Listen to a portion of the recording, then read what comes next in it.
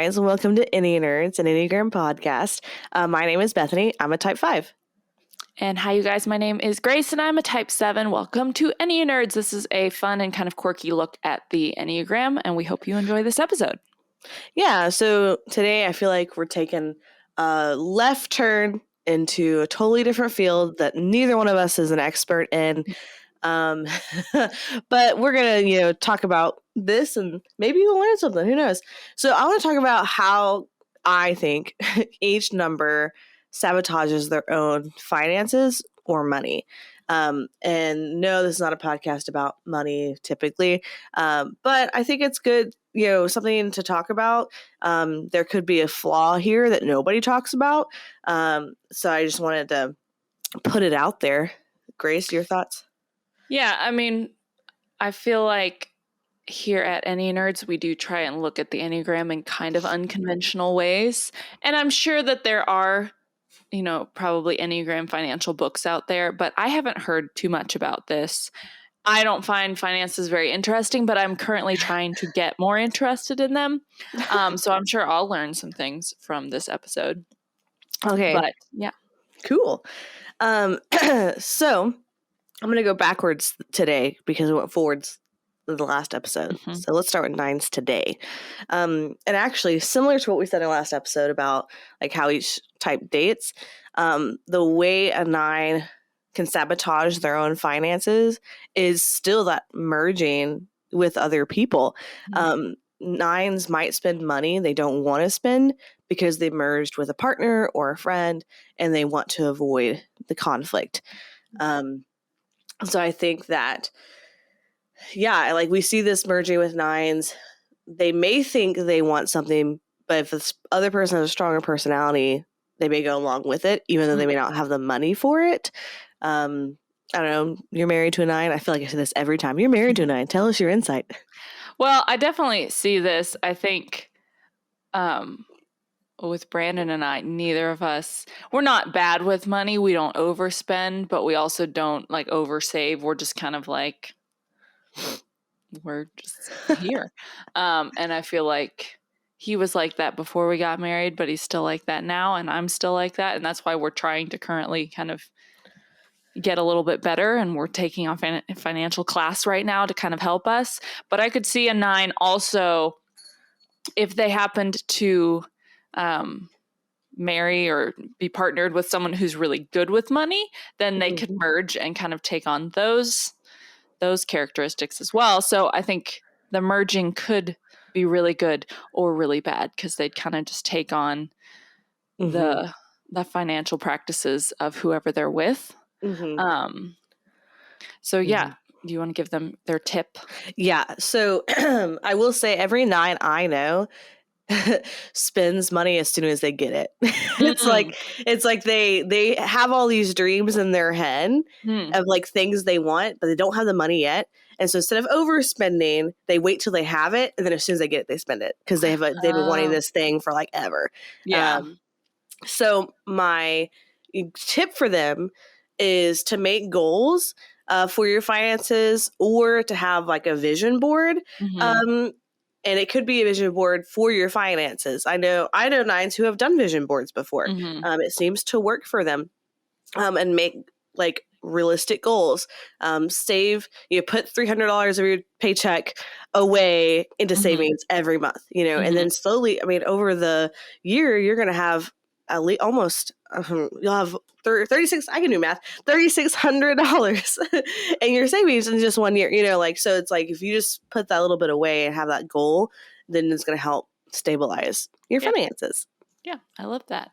Okay. We're kind of doing that in a different way. We're like finally setting a real budget. Like we've always had like just a basic budget, but we're making a real budget.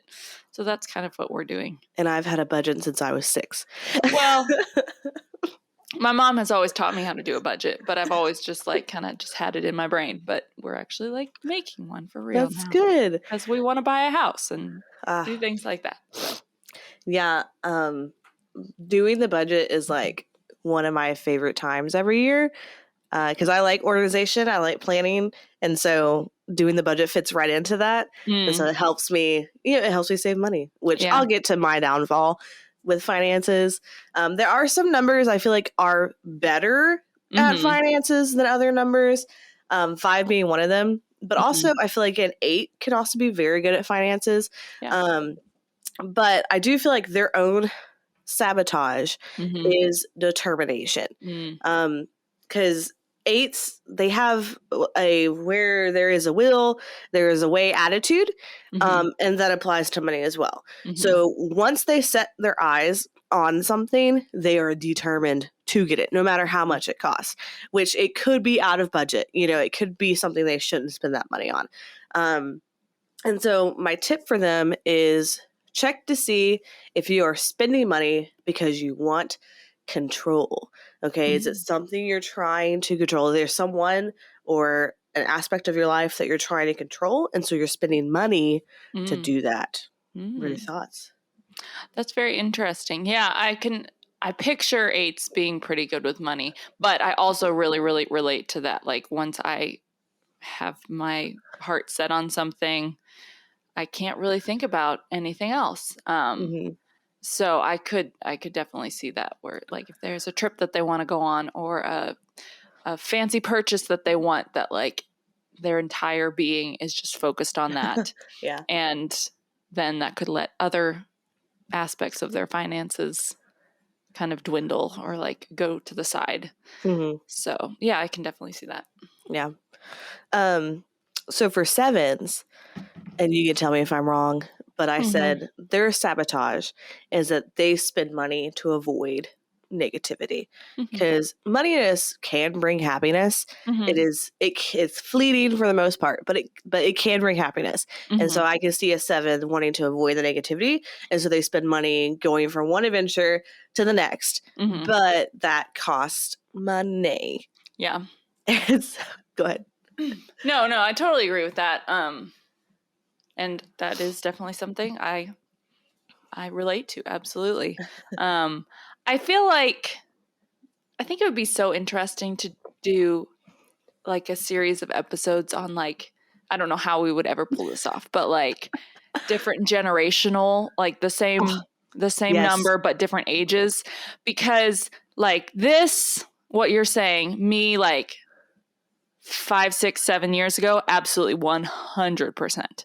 But now that I am in my 30s, I'm able to kind of put this in perspective and be a little bit more mature with money, and like not spend in such a, I don't even know what word I'm looking for. Frivolous. Frivolous. That's the word. Yes. Thank you. A frivolous way. So absolutely. If you are like a 7 in your 20s, like absolutely, I think this would be a struggle. But I think as you get older, hopefully with maturity, maybe we'll get a little bit better about that. But it is true. Like when I'm having a bad day, I do just want to go to Target. I want to go to Target myself. Too. Yeah. Not even when I'm having a bad day. When I'm having a good day, I'm like, let's go to Target. That's true. I treat myself on bad days, but I also treat myself when I'm happy. This is a good day. I should treat myself, Right. I had a good day today. So in the tip I have, which I already see you doing, is to focus more on long-term goals instead of instant gratification. Yeah. And you're already doing that where you are setting goals. You want to buy a house soon. And so doing that's going to help you. Yeah, with your finances. Look at that. My advice is already working. Wow. I mean, you came to a conclusion on your own, but it's fine. I actually hadn't read the tip until you just read it out. So yeah, that's absolutely true. Okay, so our 6s, I feel like their sabotage is overthinking, which same. Once again, Grace, I think I might be a 6. I'm so afraid. And I know I'm not, but it's like, so I relate to everything. I understand. All right. So overthinking. 6s might be unable to make financial decisions due to overthinking and worry. And actually, you know what? I don't go as far as that. I'm not that worried about my finances. I'm able to go spend money on a tattoo that I get randomly, without really a second thought about it, because I'm fairly secure in my finances. So you know what? I'm not a 6. I've come to the conclusion. Just from this, yes. Yeah. But my tip for 6s is don't avoid your finances. Take time to learn about them to alleviate the worry. I've learned kind of recently that 6s will procrastinate, and it's not because they don't want to deal with it. It's because whatever thing they're procrastinating about brings worry and anxiety. So it's better if I just don't deal with it right now. I can deal with it later, have a panic attack about it later. It's fine, and so they procrastinate. And so I feel like finances would be one of those things where it's like you don't do a budget because it worries you. It gives you anxiety. And so it's kind of one of those things where you're just going to have to face it head on and not avoid the finances, because once you do, and once you kind of set that budget, it's going to help with your anxiety. But I can understand like getting over the hurdle of it. That could be a struggle.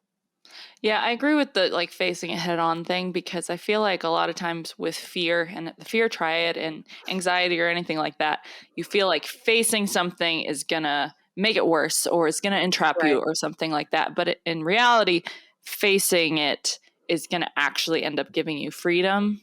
And I feel like that's absolutely true with finances. And I relate to that absolutely, because not only, I'm not great with doing a budget because I just hate math and all of that. So that's my main reason. But also because once I like write down actually everything that I make and all of my bills and everything, then I'm going to feel like I have no extra money to do anything fun and my life is going to be boring. And I feel like through this financial class that we're doing, it does keep saying like, once you set it, yes, it's going to be challenging, but then you're ultimately going to get freedom from that, because then you're going to actually know where your money is going and know how much money you can spend and things like that. So I feel like that's true with 6s. Like, just face it, make a budget, and then you will find freedom and your anxiety will be at least somewhat lifted, I think. So you're taking a class for this? Yep. Wow. I'm so proud of you. Thank you. This sounds like something I would do. Yeah, well, thankfully, Brandon actually loves math and he loves numbers, and like he's really excited about it. So I think he will be a little bit better at it than I am. But just getting him to take the class was a little bit challenging. But now that he's in it, he's doing really well, and I'm just overwhelmed. Oh, no. Well, at least you have a partner. Yeah. So that's good. He can do all the math, and you can do all the spending. It's fine. Yeah. Okay, so 5s. Now, I did have to think about this one for a minute. I think this was like the last one that I actually like wrote down. Because 5s are very good with finances for the most part. But 5s also have a scarcity mindset. In a way that is like a financial sabotage, because you're not living life to the fullest. Right. You're always thinking you don't have enough to fully live, to fully celebrate life. And if you have that scarcity mindset, you're just saving and you're hoarding. But what are you saving for? What are you hoarding for? Just to have it. If you just have the money, then it does nothing anyways. It's like it's a security blanket for 5s for the most part. And so you may end up saying no to trips or to spontaneous get-togethers or whatever because you're afraid of spending money. And I for sure have a scarcity mindset. I've been working on it for many, many, many, many, many years. But there's a point where if I'm like spending a bunch of money in a weekend, and a bunch of money would be like $100, like $100 in a weekend, and I will go through the week and I'll tell myself, you cannot spend any more money, period. I have money. It's fine. I make plenty of money. I have a budget. I have an extra couple of grand a month. It's like I have money, and I'm sorry, I'm being transparent. I feel like people should talk about their finances more. And so I'm going to tell you how much I have. So I have an extra couple grand a month, where it's like, it's fine. And it goes straight to my savings. And I'm like telling myself, you can't spend any more money you don't have anymore. And I'm like, that's not true. Stop it. I do have money. Okay.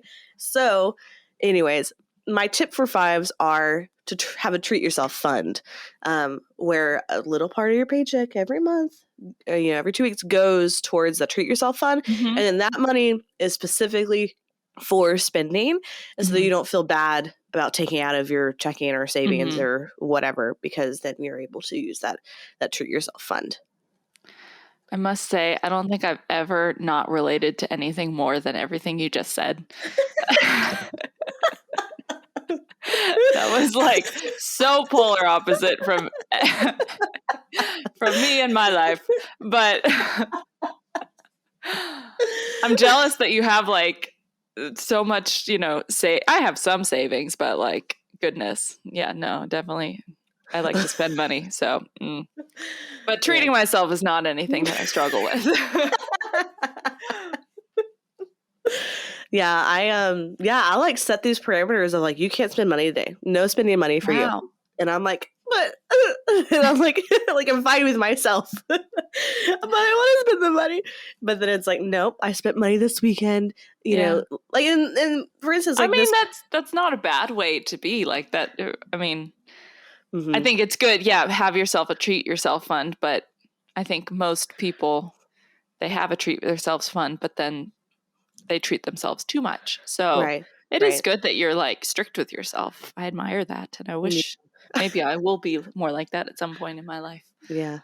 I don't struggle with discipline. I struggle with other things. Like I'm I'm too strict. I'm too disciplined, like where it's like I told you, like I can only read a book when I'm working out because I need to work out, And it's like, why am I doing this to myself? I want to read the gosh darn book. I just should be able to read it. So this is my inside my head all the time. So anyways, this is a snippet into my life. I was not prepared to go for it. Okay. Anyways.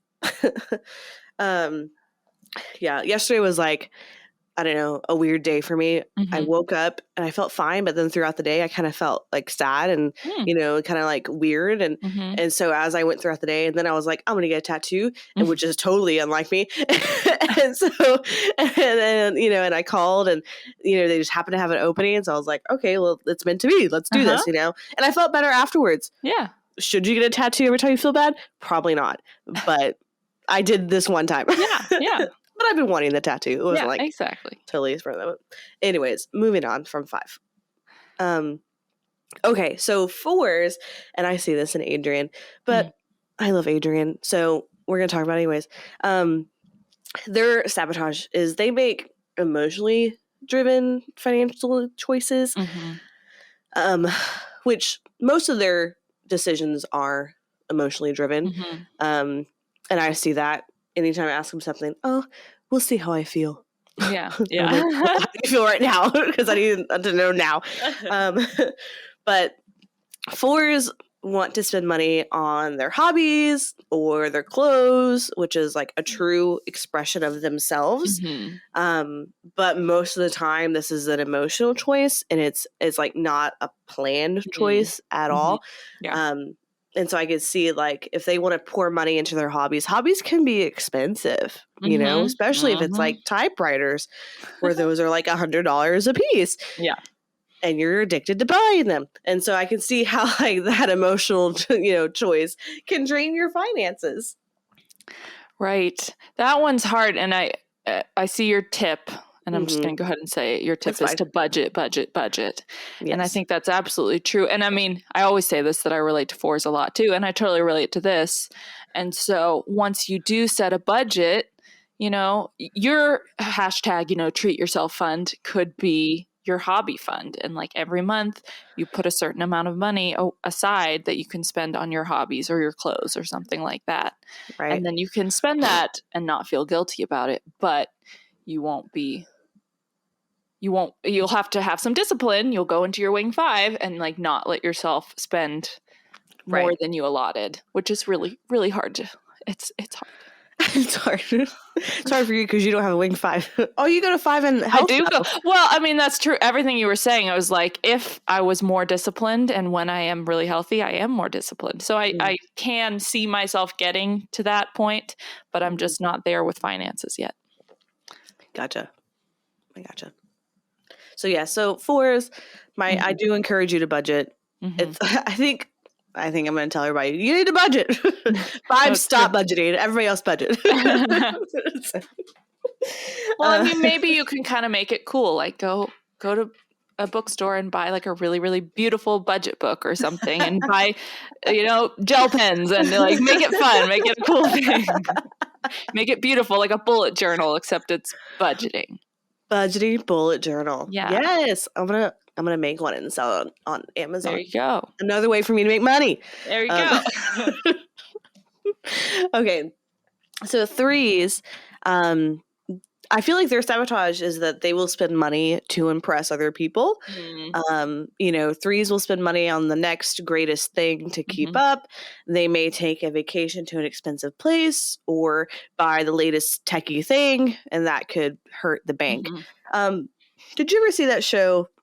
Shoot, with Anna Delvey. What was that called? Oh, yes, I know what you're talking about. What was that called? I watched it like forever ago. Anna Delvey.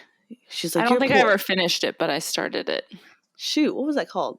Anyways, moving on. If you know the show, it was on Netflix. It was great. Yeah. But she is a quintessential three. Yeah. And she is constantly spending money she does not have to impress other people. Yeah. And also, there was that one episode with the girl who went on the vacation with her, thinking that Anna was going to foot the bill, and then she didn't, and then the girl had to spend all her money at the vacation, and she like went bankrupt because of it. Like, I feel like that's also kind of a three move, where it's like you want to impress, and so you spend money, and then you get she didn't have money, and she ended up having to pay for this, but she was trying to be impressive with her other impressive friends, and so it was just like a whole downward spiral. Ugh, that episode like stuck with me because that's like my worst nightmare is like getting stuck somewhere and not being able to pay for it, and then having to like wash 1,000 dishes to like get out of the restaurant or something. Like that's a nightmare that I have constantly. So anyways, just threes I feel like are trying to impress, and they will spend money they don't have on the next greatest thing. So my tip is, before you spend that money, ask yourself why you're spending the money. Because just like I have a scarcity mindset on default, I feel like the will to impress is kind of on default in a three, and they don't realize it. I'm not saying this to be hurtful or anything. It's just that's the default setting is to impress. And so you need to ask yourself before you spend that money, why are you spending the money? If you don't ask yourself, then you're just going to do it anyways, Yeah, this kind of makes me think of another episode that we could do is kind of like how each number reacts or relates to like social media. Because I feel like threes, I can kind of see a couple different numbers, like social media really kind of being bad for different numbers. And I feel like with social media, everyone obviously has their highlight reel and makes their life look amazing. And threes are always trying to impress, and they're always trying to, make their existence look awesome, which I mean, I understand that too. But I feel like that probably plays into always wanting to spend money to impress people. Does that kind of make sense? Absolutely. Yeah. I think that'd be a really interesting episode on social media. Oof. Season 2. We're getting like way deeper in season 2 than season 1. But hey, we've evolved. We're growing. We're in our 30s. So we have to try hard. I don't know. Okay. So the 2. Twos are tricky because I love my twos, but I do feel like they don't save money. Yeah. It's because they want to give everything that they have to the ones that they love, but that also means they're not saving their money, which can be a big problem, when you have an air conditioner that breaks up, unexpectedly, and you don't have the money to pay for it. And twos, unfortunately, give and give and give. And then when they don't get anything back, they get bitter and upset, Yeah. And so another thing, like I feel like kind of the similar tip is like check in with yourself before you spend the money to see if you're neglecting your own needs. We know twos neglect their own needs, you know, and so I don't know. I've known a lot of twos, and they are very generous people. And before I make any big purchases, I always check my bank account. I always look and see how much money I have, you know, just because it helps me alleviate my worries that I'm not, you know, I'm not going to spend. So anytime I make a big purchase, I check my bank account. And so I think it would be beneficial if twos also, before you spend money on somebody that you love, look at your bank account, you know, and make sure like, hey, I have that money that I can bless and give to people, or I may not, and think of a different way to give. Sometimes all you need is to give your time. That doesn't cost anything, or give a word of encouragement, you know, and that doesn't cost anything. So yeah. Yeah, and I think it's a good reminder for twos that, you know, saving money for yourself or making sure that you're taken care of is not a selfish thing. And I absolutely see this in my dad, actually. He's a 1, but he's probably or definitely a 1 wing 2. And my dad is very, very generous with his money. And my mom is as well, but she's also fantastic with finances and budgeting, and she's been worked at H&R Block and taxes and everything does she for work years in and money? years. So they're a really good balance, because anytime like at church or their home group or anything, or kids or whatever, or grandkids need something, my dad's always like, yeah, just do it, just pay for it, just buy it, just, you know, whatever. And my mom is, thankfully, she's also extremely generous, but she keeps track of their budget. So she's like, well, we can't do that much right now, but we can do this, you know. So they're a really good balance for each other. But I definitely see that where, and my dad like never really wants to spend money on himself, except for like buying sweaters. For some reason, he loves sweaters, and he lives in, you know, the deep South where it's 100 degrees all the time. But he loves a sweater. But otherwise, like, he doesn't really want to spend too much money on himself, but he wants to give it away. So, and that's such a beautiful and generous thing. Oh yeah, but it is true to make sure that you are taking care of yourself, because unfortunately, you don't know, you know, if someone's going to be as generous towards you when you have a financial issue. So you do need to make sure that you're cared for. You know, my mom was a 2, and after she passed away, my dad was like going through finances and stuff, and there were so many charities that she was giving to that he didn't know about. He was like, this woman like kept giving money to charities. He's like, I have to go and like cancel all of them, and then I feel bad. That's so sweet, though. It was so sweet. Like, my mom was a very, very generous person, constantly like taking care of us and paying, you know, like not even a question in her mind. If I needed money, you got it, you can have it, you know. Yeah. And so she was amazing. But that made me laugh. Like, she had so many charities she was giving to, and he didn't even have any idea. So anyways, so twos, you know, you can save your money. It's fine. We give you permission. Our last number is the 1. And I do feel like the sabotage of 1 is that they sabotage the joy of spending. Another number that I think is fine with money for the most part are 1s. You know, they like to plan, they like to budget. So that doesn't, I don't think that's the problem.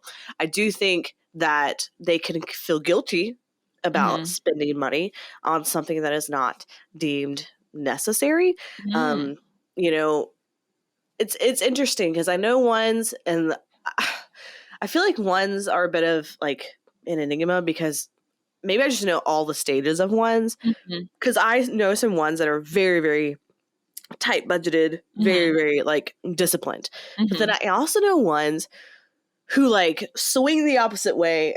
And, you know, and it's like, yeah, I like to plan, and I like to do this, but I also like to buy everything in my, you know, that a hobby would need, you know? Yeah. So I don't know. I know lots of 1s, and I feel like I just have the whole spectrum of 1s in my life. And so it's hard for me to like narrow this down to just one thing for 1s. But guilt and feeling like something's not necessary, I can see them not wanting to spend or can feel guilty about spending on money on something that's not necessary. Yeah. So my tip is to let go of judgment and put a little money aside each month to treat yourself. Kind of similar to 5, treat yourself fund, but also let go of the judgment of, of spending that money. I mean, they're their own harshest critic.